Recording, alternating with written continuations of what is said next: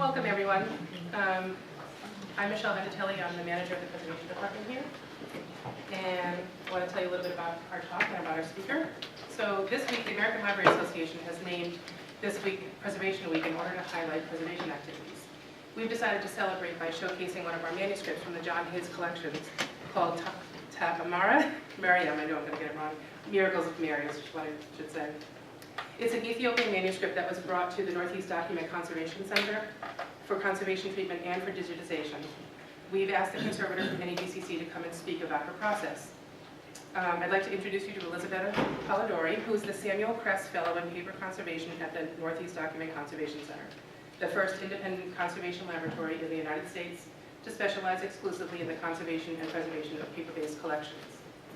Elisabetta completed a master's in conservation of paper and parchment from the Opificio delle Pietre Dure of Florence in 2006. Nice.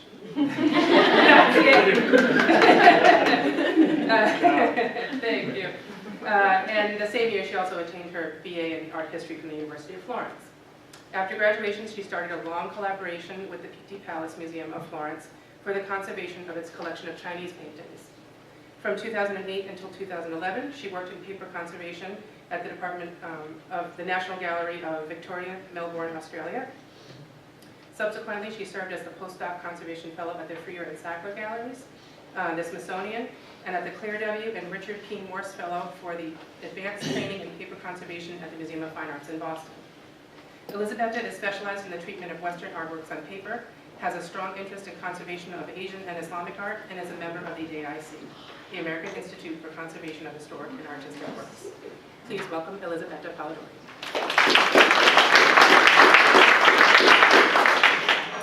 Thank you so much for having me here. This is a real honor for me to be invited and to get to share what has been for us a very interesting and fascinating project.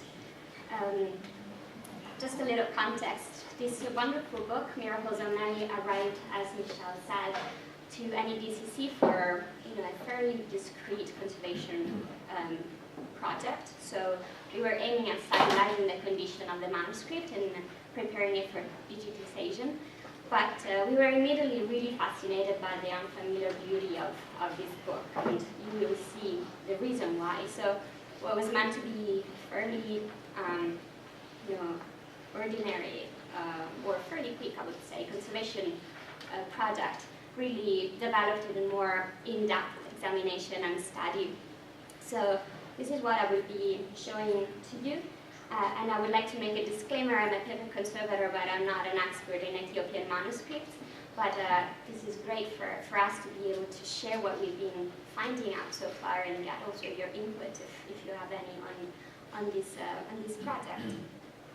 I will try to speak slowly and loudly, and also I have a strong accent, so if you don't understand, please interrupt me and I'll try to raise my voice more. Just to give you a brief overview, I will just give a little context about when and in which circumstances Miracles of Mary or manuscripts such as this were produced. And then I will outline the phases of production of Ethiopian manuscripts, and then I will give an overview about the conservation treatment, which is still in progress at NEDCC. So first of all, I thought I would put some images of the manuscript so that you can familiarize with it and get a sense of what we are talking about if you have never seen it before. It's a fairly large manuscript. When it's closed, measures 15 by 12 by 2 inches, so it's fairly large in dimension. And it's made of 95 folios of parchment, as you can see here, and has 46 fairly colorful and lavish paintings which span throughout on the book. And the text is written in Ge'ez, Ge'ez language. I'm not entirely sure how it's pronounced. This language is Old Ethiopic and is not spoken since the 12th, 13th century, but nevertheless is still actively used as a liturgical language in the Ethiopian Orthodox Church. The manuscript is tentatively dated at the end of the 17th century. unfortunately, we have at the moment very little information about the provenance and the history of the book before it was acquired by Brown.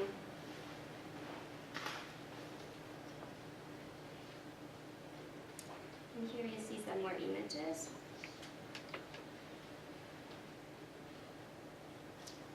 So, as you can see, and as you can obviously deduce from the title, this is a manuscript religious in nature. And this is the case for most Ethiopian manuscripts, actually, and most Ethiopian art in general, I would say. It seems that secular art never really became even present in Ethiopian art until the 20th century. This is in part explained by the history of the country itself. Ethiopia is one of the oldest Christian countries in the world, and as a matter of fact, it became Christianity became state religion in 325, so very early, during the reign of King Elisabetta in the Aksumite Empire. And it stayed uninterruptedly Christian since it was isolated from the rest of Christendom by the rise of Islam during the 7th century, but Ethiopia really stayed Christian, and Christianity really was a very strong, it really was a cultural identity, what pulled the identity of Ethiopia together throughout the centuries. And although written tradition existed in Ethiopia even before the advent of Christianity, it was the cultural pressure of this religion that really made the production of manuscripts so important, because obviously there was the need of educating the population to the new religion, and so we have a very strong development of parchment making and bookbinding techniques, which is brought about by the religion. So there are different kind of pictorial illustrations in Ethiopia. We have, for example, paintings in the churches, in the wall of the churches. We have icons and different kind of manuscripts. But the codex, it seems to be the most important type of manuscript, and is also the most ancient. The codex could be vary in dimension, could be made for personal use, or it could be also used in the liturgy. And it seems that in the case of our manuscript, given the dimension of the book and the actual really high quality of it, this seems to suggest that this book was made for a church and was meant to use during the liturgy. I would like to now just touch briefly on the subject, which is miracles of Mary. And this is a fairly common subject in Ethiopia.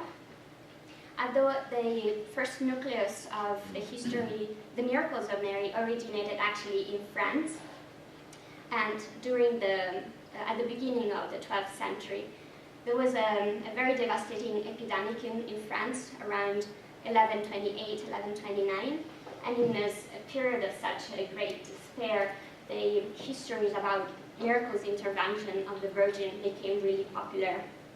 And they traveled around Europe, brought about by minstrels and poets, and they were further embellished, and new episodes were added depending on the regional declination and the geographical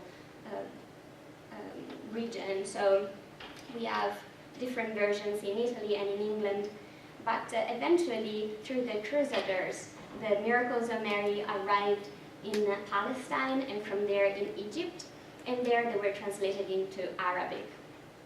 And it's at the beginning of the 15th century, during the reign of an Ethiopian emperor, King Dawit, that we have the first translation into Arabic. And the king itself actually commissioned the translation for his personal use. But it's really with his son, Zara Yaakov, that the cult of the Virgin was really established. In fact, this king really embraced the cult of the Virgin and established even 30 days for the celebration of his saint patron throughout the year. And during his reign, we have a great development of manuscripts with this subject. So In Ethiopia, actually, in fact, this kind of text was so successful that new episodes were added, which have really the characteristic declination of the local culture, and episodes arrive at 316 in number.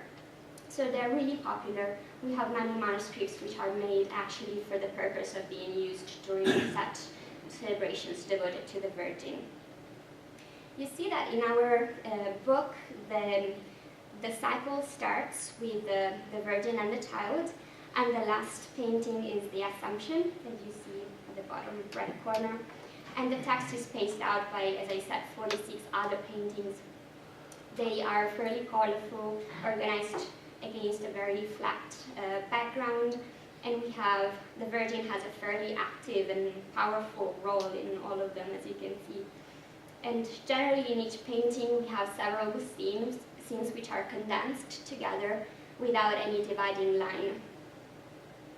The paintings are executed in the so-called later Gondaran style, which was a style developed during the second half of the 17th century and was brought about by a period of cultural boom brought about by the establishment of a stable capital in Gondar during the later Solomonic dynasty.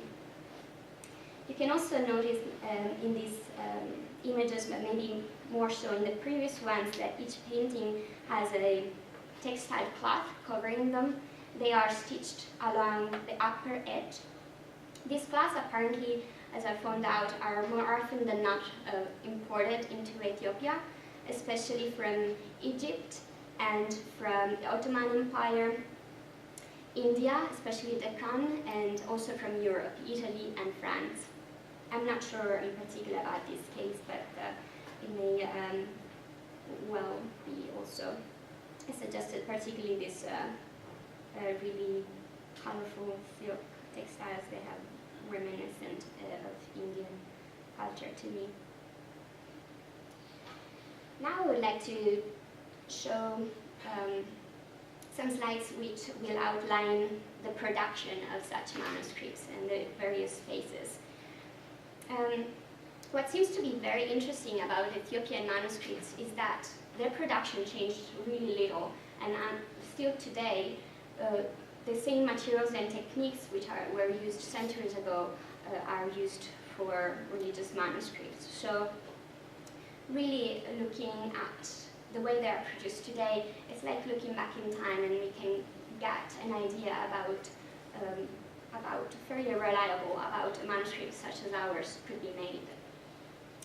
And I will also say something about the Ethiopian scriptorium. It seems we have really little information about how it was organized, but it seems that differently from European scriptorium, there was no division in labor. But apparently one artisan was in charge of all the different phases of execution of the manuscript, starting even from the manufacture of the parchment up to the preparation of the inks and the implements, and even the book binding was carried out by the same person. And it also seems that, at least at the beginning, there was no set place for the scriptorium, but rather the artisan would be moving around the country following the commissions. Only the paintings actually seemed to be made by a specific devoted artisan. So the main support was, and still is, parchment for manuscript production, and the development of paper really never took out, at least until the late 19th, early 20th century, but for religious manuscript, parchment is still the main writing support. And the skin used are, for the most part, from goats and sheep, and goats being probably, apparently the most, the preferred support because of the ubiquity. So the animal is so ubiquitous and yields very resistant kind of skins. But although other animals as well as calves and horses were used for the same purpose. So another really specific characteristic of Ethiopian parchment making seems to be the lack of chemical treatment of the skin. So In Europe, you might know that lime or calcium hydroxide is usually used in the bath in order to treat the skin and remove the hair more easily, but this doesn't seem to be the case in Ethiopia. It seems to be, there seems to be a lack of chemical treatment at all. So the skin would be removed from the animal and let hung in order to drain out all the blood, and then would be soaked in water, simply in water, maybe with the addition of some salt to avoid putrefaction, and would be soaked for a period spanning from 3 to 15 days, either in large baths or in rivers. And at this point would be ready to be actually stretched on the frame. And the frame seems to be also specific of the Ethiopian tradition. You can see it in this picture. So the 4 poles, wooden poles, would be fed through the skin by holes which would be practiced on the skin of the animal. And then the skin, so mounted, would be actually stretched on the frame and gradually tensioned. The frame is usually made of acacia wood or juniper. At this point, the head and tail of the animal, and the legs, which are not needed, would be cut out, and the skin, so stretched, would be ready to be treated. The treatment would start from the flesh side, which is the side of the skin which is in contact with the meat of the animal. And some very specific tools would be used, the main one being the makar, which is a rounded knife that you see in this image. And this tool would be used to remove the meat out of from the skin. And then some different abrasive materials would be used, mainly pumice and calcite, in order to clean the skin further, and then the skin would be washed several times in water and turned on the other side. The hair side would be treated with this small axe in order to remove the hair. So as you see in the picture, this axe would be held with 2 hands and moved from top to bottom. And then again, the knife that we saw in the previous picture would be also used on this side in order to thin the skin down more. And the same abrasive materials will be also used, as well as sand, to treat the skin and make it more even and more absorbent and whiter in color. And then again, the skin would be washed, and this same procedure could be repeated many times on both sides of the skin. And gradually the fibers of the skin, which are generally aligned in a random fashion, will start to align themselves parallel to the surface of the skin. And this is what parchment is ultimately. So once all these operations have been repeated, the skin will be left to dry in the sun in order to stretch it and lighten up the color. And then it will be removed from the frame. Generally, a template would be held against the skin, and would be punctured at the 4 corners, and then with a sharp knife would be cut out using a bamboo reed from the frame, and would be, at this point, be ready to be used as a writing support. So I would like now to go back to our manuscript, and now that we have an idea about how parchment was made in Ethiopia, we can look back at our parchment leaves and see if we can see any interesting features that can tell us something about how ours was made. It was interesting to note that in many of our leaves we did find hair stubs, and also follicles that you might be able to detect easily out of focus. But this is I found out a fairly common feature in Ethiopian manuscripts. So residual hair are often found because due to the lack of chemical treatment, it was actually fairly hard to remove all the hair from the skin, and it was a very labor-intensive and long process to remove the hair with that little axe. So it's a fairly common feature. We are not yet able to say what kind of skin was used, but hopefully we will in further examination. Sometimes it was possible to detect the veins of the animal, particularly in leaves that are fairly thin. And you may see them that can visible as very shallow channels, and they appear also more translucent when backlit with a light on the other side. It was very important during the production of the parchment to drain all the blood out of the skin, because any residual blood left in the blood vessels could cause discoloration of the skin. So as far as I could tell, I didn't find any such discoloration happening in our book, and this again seems to suggest fairly good quality of our parchment leaves.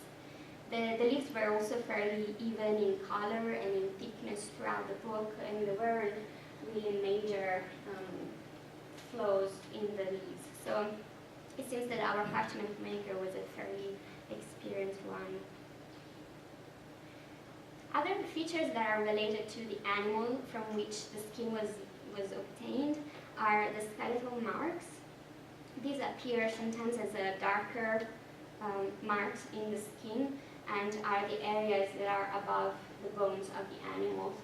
I'm not sure if this is actually a skeletal mark, but it seems to me that it could be the area above the vertebrae of the animal.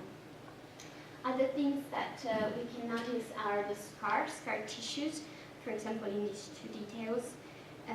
These are areas obviously of which were caused on the skin by infections or injuries of the animal, and they are generally weaker than the rest of the skin. So if such areas exist, you want to keep them in marginal areas of the folio, such in our case.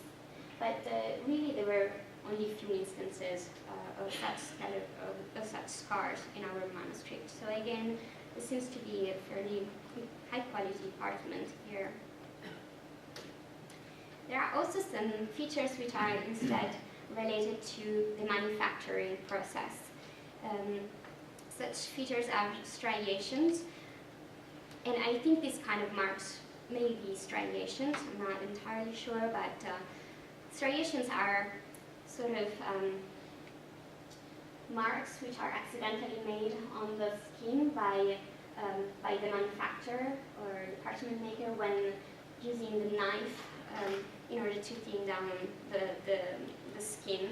And if the knife is not held perfectly perpendicular but the angle is changed, it's easy to abrade the skin away. So it's interesting though that then no text was written in this stage, probably because it was not considered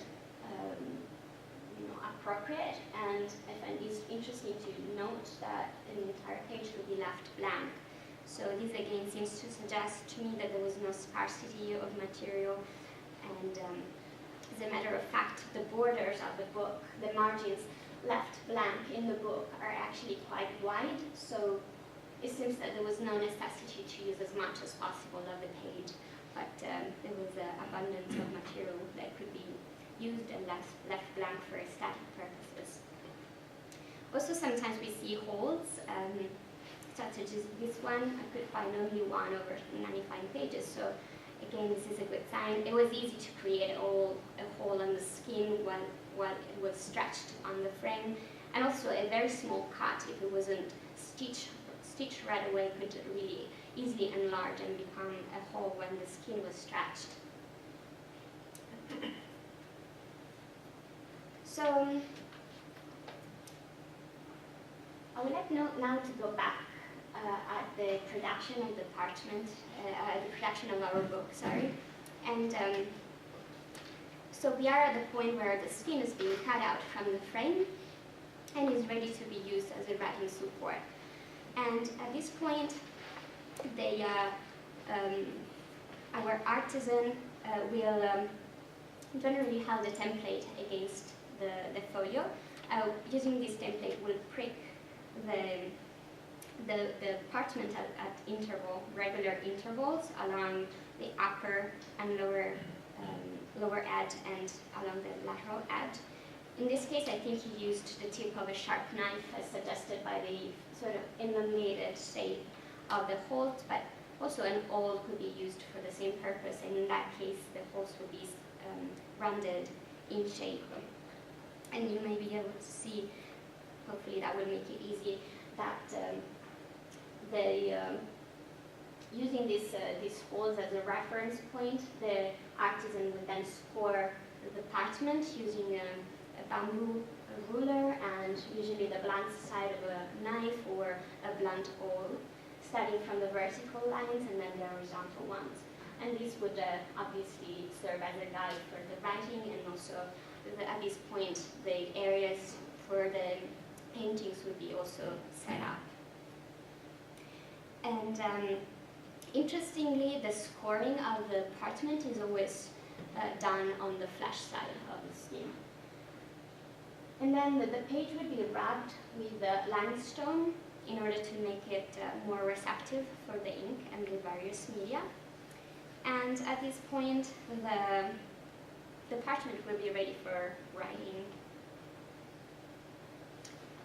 So it's actually very nice that this detail is from one of our paintings. So it's very,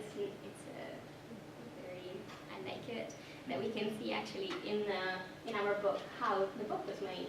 And so apparently Ethiopian scribes didn't have, again, a particular scriptorium set up. They could work outside or inside, generally either on a low stool, such as our scribes, or even just right on the ground. And scribes are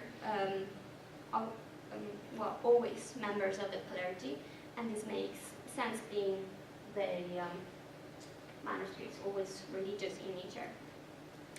You can see how one of our scribes is holding a reed pen. This is the main implement in Ethiopia. Apparently quill pens were never used. And the reed pen would be obtained by local canes. They would be cut in pieces, left dry, and then shaped with a sharp knife that we also see depicted here into a point. And two types of inks were generally used: a black ink for the main text, and a red ink would be used for incipit passages, for names of the saints, and for the punctuation. And two different pens would be used for the two different inks, and also two different ink wells. This would be obtained by horns of cows and goats. And I find it interesting that there are here 3 ink wells, as if another ink was used as well, but I'm not sure what that one could be.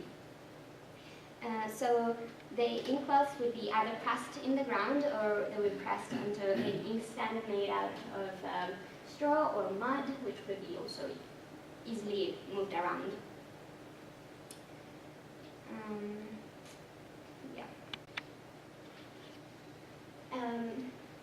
Not much is known actually about what kind of pigments were used for the paintings and for the inks. Very little scientific analysis have been made on Ethiopian manuscripts compared to many other writing cultures. So we took the opportunity to have this wonderful book also to perform such type of analysis. We examined 2 paintings and 2 adjacent areas of text using X-ray fluorescence spectroscopy called XRF. And we did this analysis at the Department of Scientific Research of the Boston Museum of Fine Arts. And the aim of the examination was to identify inorganic pigments, and so to contribute also further to the research on Ethiopian manuscript studies. But hopefully we will also, definitely we will also do some further examination aimed at the identification of organic pigments and dyes and binders used for the execution of these paintings. Just a brief explanation of how XRF works. This is a non-invasive and non-destructive technique. So there is no need to take samples from the object, and there is no permanent change, physical or chemical change in the object. So it's non-destructive, non-invasive.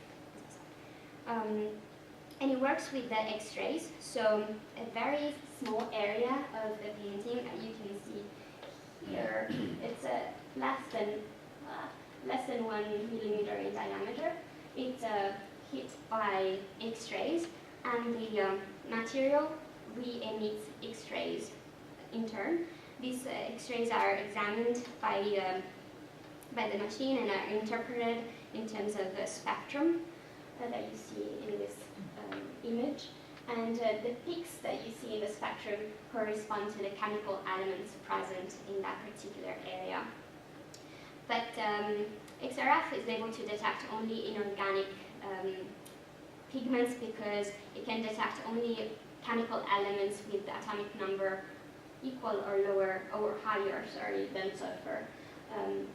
So for this reason, organic pigment that has a chemical element with lower atomic number can be detected with this technique.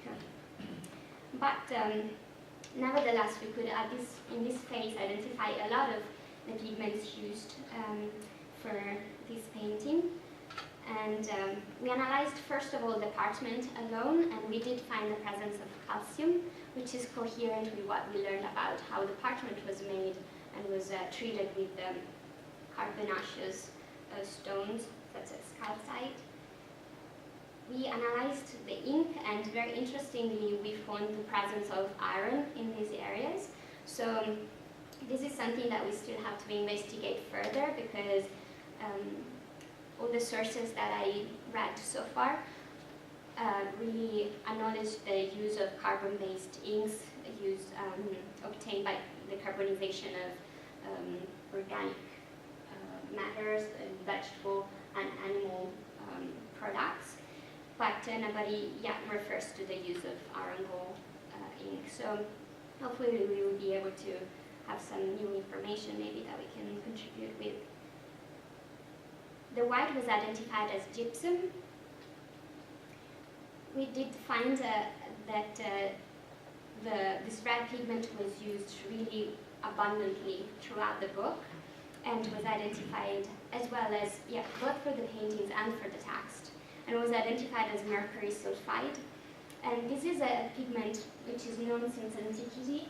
It's found naturally in natural ores, and it's called cinnabar, but it can also be artificially produced, and in that case it's called vermilion. But we are not sure whether Ethiopian artisans knew how to make vermilion, or they imported cinnabar or vermilion from elsewhere. There are no known natural sources of cinnabar in Ethiopia, not that we at least know about from technical sources. There was also an organic pigment that we were not able to identify with XRF, so we will hopefully know more about it with further analysis. Also the blue we couldn't identify with XRF. This suggests that it could be also an organic pigment, maybe indigo, but we will know more about it with different techniques. The yellow was definitely orpiment. Arsenic sulfide, this is also an ancient pigment which could be also artificially produced as well as found naturally. And the green was copper-based. This is also fairly common, and it could be malachite or verdigris. We will be able to know more about it with other analysis again. Very interestingly, in this particular painting, we did find the use of gold in the medallion of the Virgin, as well as on the buttons of the vest of both the Virgin and the Child. And this was the only painting in which it was used, and was used as a gold leaf. So this suggests that it was a very obviously precious painting, and it gives an idea that it was also a precious manuscript in itself. For the most part, the pigments are used pure, but there were also some mixtures that we identified. There was a mixture of the blue pigment and the orpiment used to make this light green that we see here. A mixture of the blue pigment and the organic red was used to make the purple that we see in the leaves of the angel and here. And vermilion or orpiment were used to obtain the orange color. So once the text had been written, the paintings had been executed, the book was ready to be assembled. So just a very basic terminology slide here to say that a parchment folio, when it's folded in half, it's a mini folio, and with the term section we hold a gathering of several bifolios which are inserted one into the other in order to be sewn. So the text block is made by several sections sewn together. In our book, I did find that usually each section was made by 4 bifolios, but there were some irregularities and inconsistencies. Sometimes it was made by 3 bifolios, and there were some also single folios which were attached to the main body of the section. But I did find that the Gregory rule, so-called, did apply. With this term, we indicate this practice, which is common in European scriptoria, that is consisting in collating the page, the folios, so that the flash side of the parchment is in contact with the flash side of the following folio, and the hair side in contact with the hair side. So the Gregory rule actually did apply also in our manuscript. So the book will be then bound, and our binding presents the characteristics typical of Ethiopian bindings, which are that the text block is flush with the covers, so they are of the same dimension. The covers are sewn to the text block using the same thread that is used to sew the sections together, and the sewing stations are even in number. In this case, there are 2 sewing stations made by 2 holes each, and the spine is uncovered. This is there are Ethiopian books which have a leather-covered spine, but in most cases they are uncovered, such as our book. This is just a detail about one of the 2 sewing stations. The thread used is generally vegetable fibers, particularly linen and cotton, though some authors also report the use of guts of animals, such as oxen and goats and even cats. But apparently what seems to be intestines of animals are actually vegetable fibers, threads made by vegetable fibers which are impregnated with greasy substances. So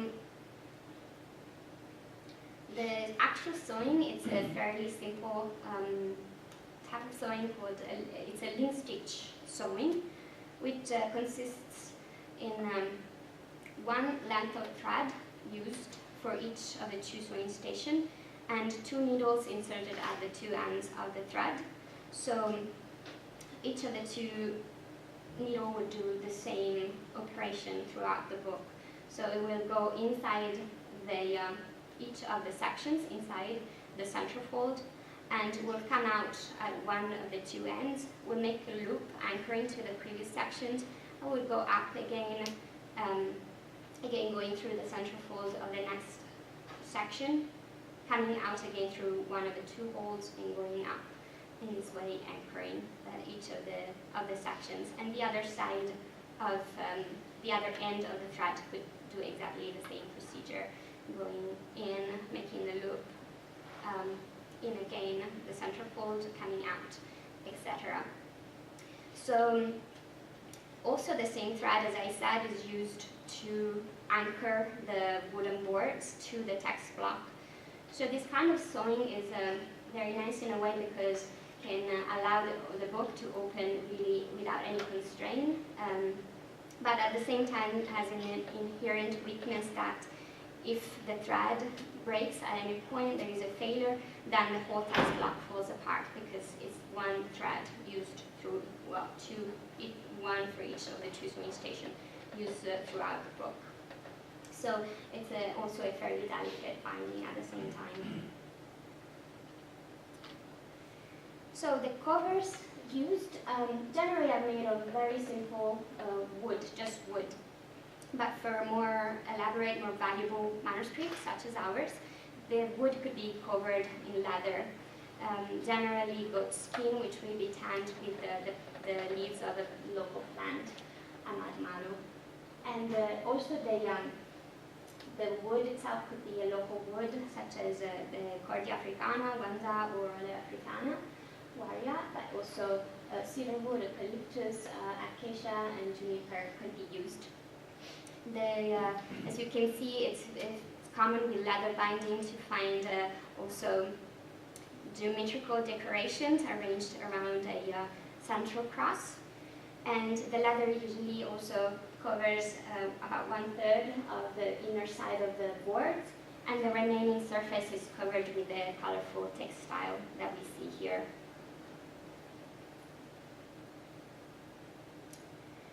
So we did examine the book with the experts and with my very knowledgeable colleagues at MEDCC, or the book lab, and they were able to detect some signs that may indicate that this binding is not the first one that the book had, which is fairly common for a book of this age and this dimension.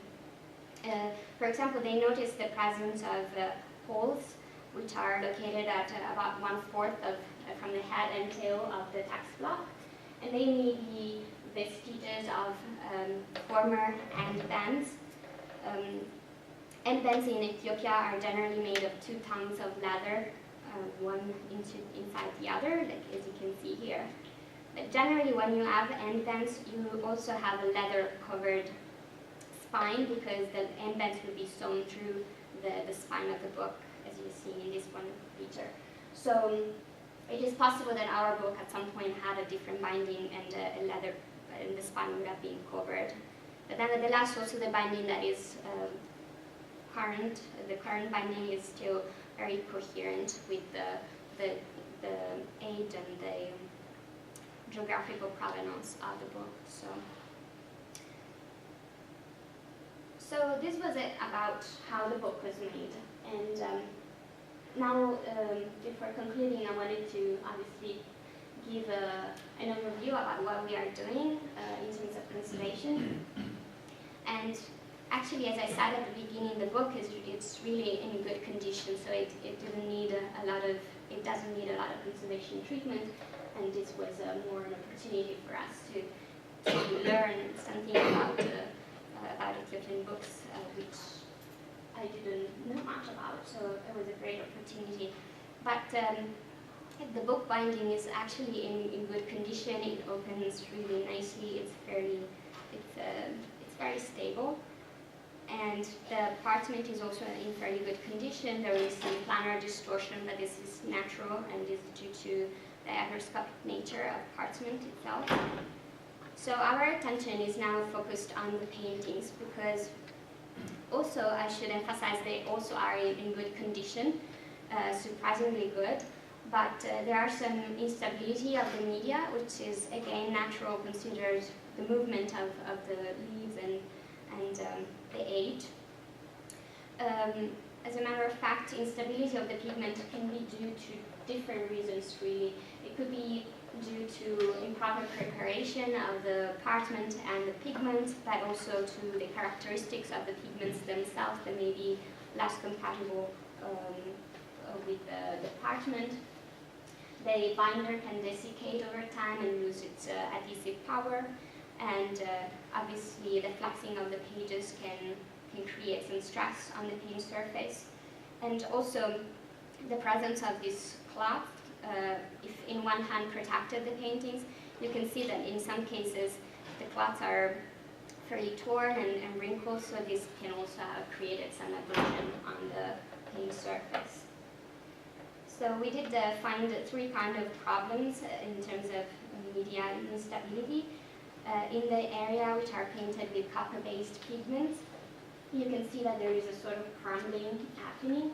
This is in part due to the fairly large dimensions of the pigment compared to other of the pigments used, so that if the binder starts to age and lose its adhesive power, or if there is some abrasion on the surface, a kind of erosion happens when more and more pigment particles start to fall away, and this exposes the adjacent one to more erosion and makes them more fragile.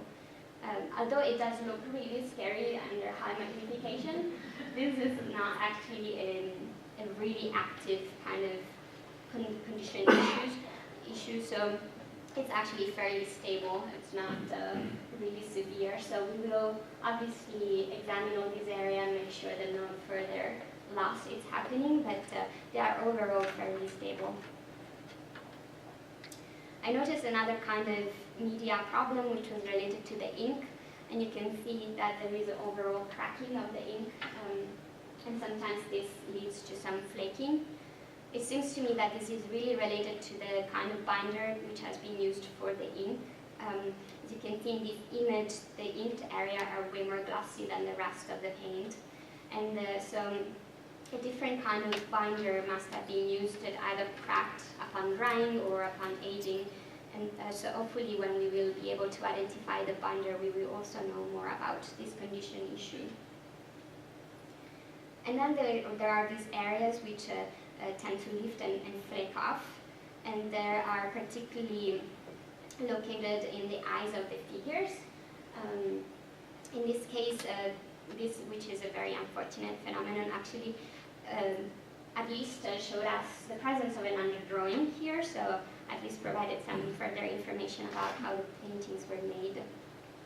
But at the moment we are working on this last type of condition issue. And so we are working on consolidating these flaking areas. With the term consolidation, we mean the introduction of the adhesive of a very low percentage, so that we are able to re-adhere very gently the lifting areas to the support. And in paper conservation, we use both natural consolidant as well as synthetic consolidant. But for this particular purpose, we will use this very wacky consolidant called Funori, which is a mucilage extracted from seaweed of the genus Gloriopaltis. And Funori has a really nice property, which is it doesn't change the appearance of the paint layer. And this is particularly important in our case because, as you've seen, the paint layer is very matte. So any introduction of adhesive, it really has the risk to saturate the color and make it glossy and changing the optical properties and reflect the index. So instead, Funori, it's a really good consolidant. It doesn't it doesn't lead to these kind of problems. Also, it has a very good penetration, has very good adhesive power, even at low concentrations, and has good aging characteristics. The way we prepare it is we soak Funori overnight in water, and we cook it over very low heat, and then we filter it through a silk mesh in order to remove all the insoluble products, such as the skeletal parts of the algae. And then we dilute it further to the ratio we want to use, in this case 1%. And then we apply it still a little bit warm, so we keep it warm in a warm cup in order to ease the penetration. And when we actually use it, we always work under high magnification. We test the area to identify unstable areas with a small probe or a thin brush. And then first of all, we apply ethanol 100% with a small brush. Ethanol helps to lower the surface tension of the consolidant, which is still a little bit viscous, and so aids the penetration and also reduces the drying time. And then in the same way, we apply the Funori immediately afterwards with a brush.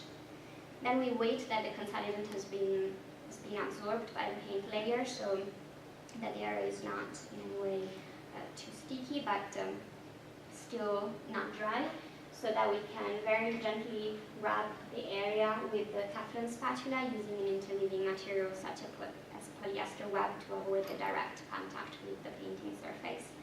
And So this is a very obviously delicate operation because tanning is very important. It has to be not completely dry but not too wet that the painting surface could be altered or crushed. So slowly but surely we will get there.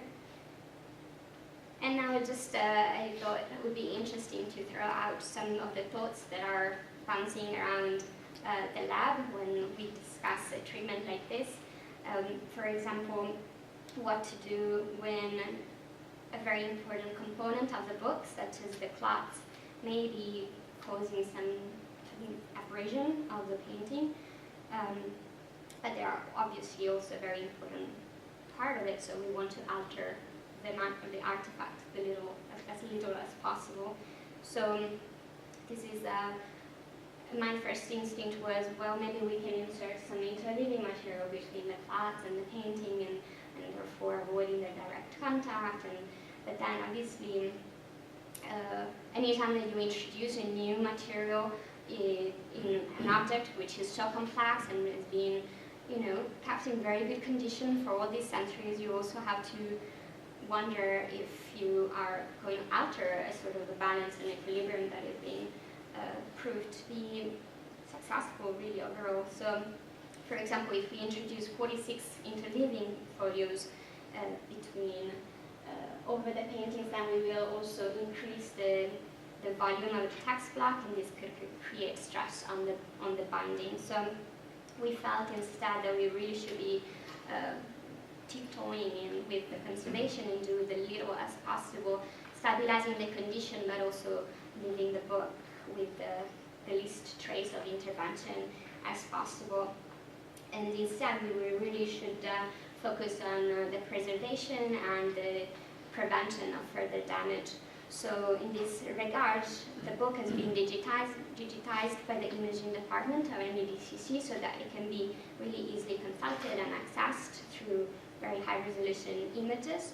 And also we will provide some very detailed instructions about how to handle the book, because obviously the most risk happens during handling both to the binding and to the painting. So we will provide instructions on how to support the book properly with the props and book stands, and also how to handle the pages so to limit the abrasion between paintings and clots as much as possible, so that if the direct handling is appropriate and deemed auspicable, then it can be done in the safest way as possible. And I just put a slide with references that proved really interesting for this research. So, but if you would like more information, don't hesitate to ask me. And I would like to acknowledge all the people that helped me and still really help me, are still helping me through this project, which has been a great opportunity. Thank you so much for your time.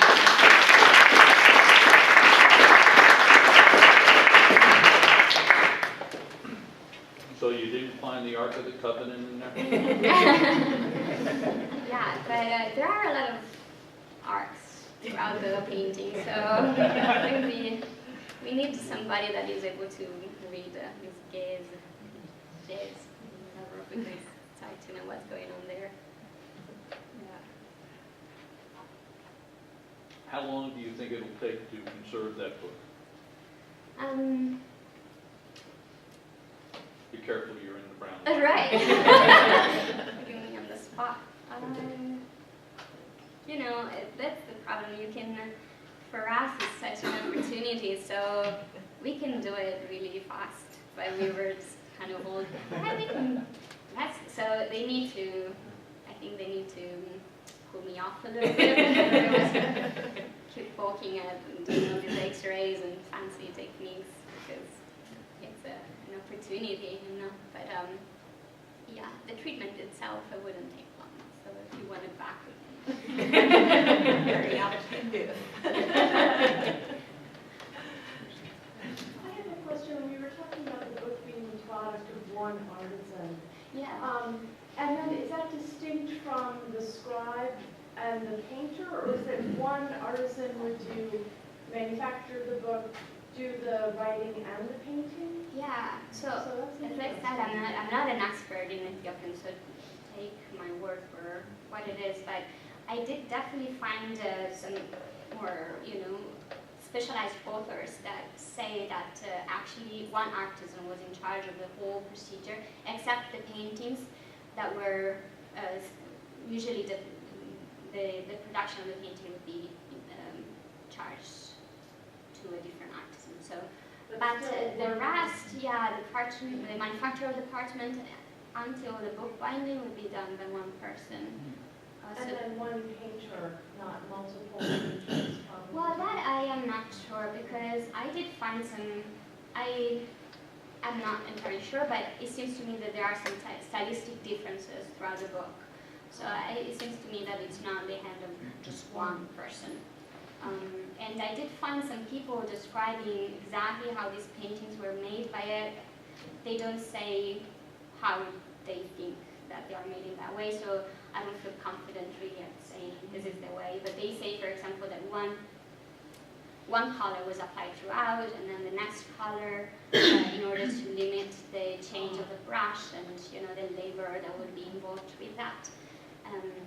They say that there is an underdrawing made of charcoal, and I am not sure. Definitely we did find presence of underdrawing, but whether that was made of charcoal or not, I'm not yet sure. So there are still so many questions. But yeah, to answer to your question, that's what I did find out, which is amazing. That so yeah. I think I have a related question that, is there any evidence that pages or pieces of it were added later? It was assembled and then a year later another piece was, or anything like that going on? It seems to me we did find that maybe the very last pages were added because there is a blank space. There's a page which is completely at the end, which is completely left blank, and then there is more text again, which is written in a definitely different hand. It's smaller in character. Yeah. So that seems to me to have been added later, and the style of that particular painting, the assumption is different as well. Have it here, and but yeah.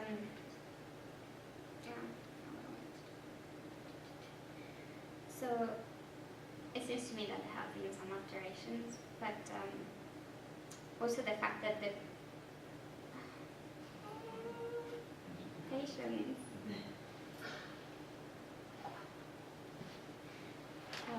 Also, that because the choir, they don't have all the same.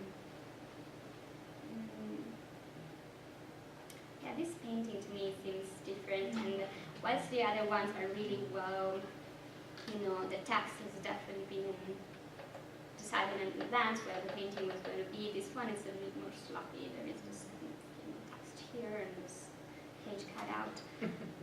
But it's hard to tell. I mean, I'm not sure. And also the choir, the sections, as I said, generally they have 4 biphotos, but there are some that have a photo which is being inserted and a single photo with a stub. But I don't know, because it could be one of the practices of Ethiopian manuscript makers, not to, maybe it didn't have to be exactly, regular. It seems that there is very little information still about the writing tradition there, so I think there have been some alterations, but the extent and the exact places, I can't tell. Yeah. I'm interested in the cloth. Yeah. It looks like there's different kinds Yeah. in different pages. Were you able to date that? Is that contemporary with the production of the manuscript? Yeah, I don't know, unfortunately. There are very different cloths. It seems to me that the first one and the crucifixion have this very rich silk cloth to me, and all the other ones seem to be linen or cotton. We didn't identify the exact fibers, we don't know, but they are more kind of reuse. There are some seams at times. There are they were not specifically made. The impression is that they were not specifically made for this purpose. That's my sense, is that they were probably added later. I just was curious if you had a Yeah. real date on this. I don't know. Yeah. What I could find about the plots in terms of just written sources is that they were often recorded, but so actually they say that it's sometimes a good way to date a manuscript by examining the plots, but again you have to assume that they are contemporary of the book, so it's still yeah. Was that common practice with all I think that like the style? flats. Yeah, definitely. So yeah, and most of them still retain it, but there are a couple of paintings that have left it somewhere behind. I've actually been wondering about the plots because I actually photographed the one on the upper left for Oh, Brown really? like a while ago, and Yeah. it's terrifying holding that book, but I was wondering about the cloth because the colors are so vibrant, and I know there's the danger of abrasion, but are you at all worried about, like, I was terrified to put like something that's bright purple on top of a painting and worry about like color transfer. Exploration. Yeah. Is that a concern at all, or? Not really. I feel that they hold pretty well so far, and yeah, it didn't cause any problems. So I wouldn't, be worried about that. And only these two are colored. The other ones are all white. Yeah. I think your comment earlier about talking about adding materials to be for protection was really interesting in thinking that you're right. This book is in really sound condition, and the question is always to ask why. Why would we do that? There may be some abrasion caused by those cloths, but there would also be abrasion caused by interleaving. So sometimes our thoughts on what we ought to do are good to be checked. Let's say it that way. It's always good to ask, well, why would we do that? But there doesn't seem to be any transfer of color or discoloration from the cloths. If it got soaking wet, maybe there would be, but there'd be all sorts of problems if it got soaking wet. So thinking, less is more. The tiptoe. I like that comment. Yeah. I mean, exactly when then we think that where it's conserved now, if you would think to put it back in an environment which is not controlled and we wouldn't be sure what the condition would be, then maybe one could start to think about all sorts of problems happening. But since the conditions will be very stable, then it seems that the least you could do is actually the best, probably in this case. Yeah. We did find actually when we were looking through the book that there was some offset of pigment where there was no. In one of these paintings, there were not clots, and we could notice that on the following page there was some pigment offset. So it seems that they served the purpose actually of protecting and preventing that from happening. So yeah. When you put consolidating material onto pigment, do you ever worry about the consolidating material being stronger than and how do you know that that's not the case? In which case? That's a very good point. It's definitely a concern. So we always aim for the lowest percentage as possible, and we prefer to do multiple applications of very low percentage rather than saying, let's start with something higher. So you would repeat the application starting from the least. Funori, in that respect, I'm not very worried because it's a fairly really gentle consolidant. It wouldn't have a adhesive power, strong adhesive power alone. With something like gelatin or isinglass, which is made by sturgeon glue, those are strong adhesives. So you would really want to use very low percentage, less than 1% for sure, maybe 5, but even 25%. I would think, but with Funori, it's not really a concern. But it's definitely a But at the same time, point. it's strong enough to. Yeah, you have to find that balance, and it's tricky sometimes because you want to do repeated application, but you can't. Also, you have to understand when it's working and it's not, and it's not easy for me to assess that. So, but yeah, with Nori I feel pretty confident, and I can go up to 1% and more, but it's not going to cause that problem. But consolidation, it's a tricky thing, especially because it's irreversible. There is no way that you can revert that operation. You want to be really sure that you go for the right thing, and it can be tricky. Yeah. Is there, may not be able to answer this question, but is there any plans to find somebody who can actually read that? That would be great. I don't know. Well, Mr. Monroe? it actually has been studied. Oh. I mean, there's a woman, this was somewhat described, it was in an exhibition at the Smithsonian, the Museum of African Art, and there was someone who studied it and some other related manuscripts. And she made a description of it, on many of the things which I have here, which she sent us. So she describes some of the miniatures, the paintings, and she does say, she does read the language, and she says, for one thing, there's a portrait of the person who commissioned the manuscript. And one of the early paintings is a portrait of the commissioner of the manuscript and his name, although his name appears also in some of the other illustrations, but it's been scratched out and replaced by another name. So, I mean, it changed hands. But what was the consensus of, I mean, I know it's about Mary and that, but what was the consensus, what she found when she was going through it?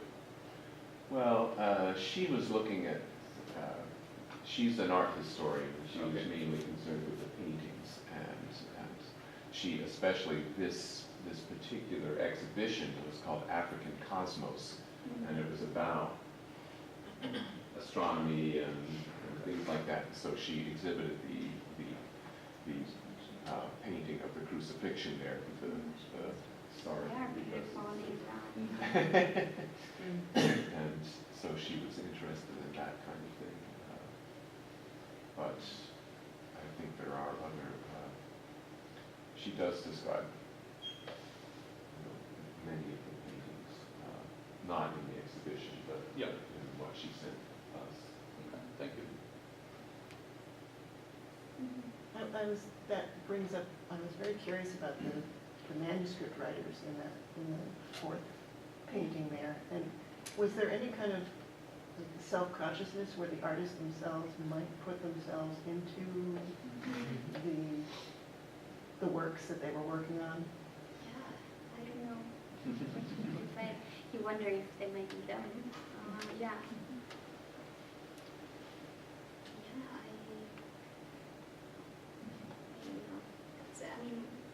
This is really just my personal impression, is that there was this kind of manuscript.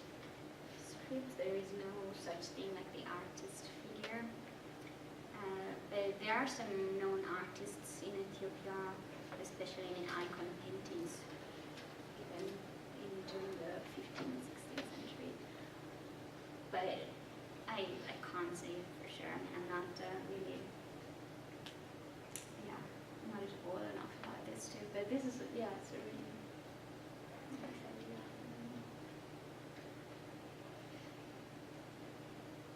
They're really beautiful. The paintings are so powerful. And really, she was strong. I like that one where she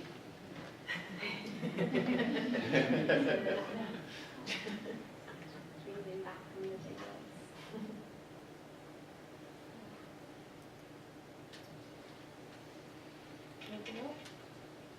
Thank you very much, Ms. Mayor.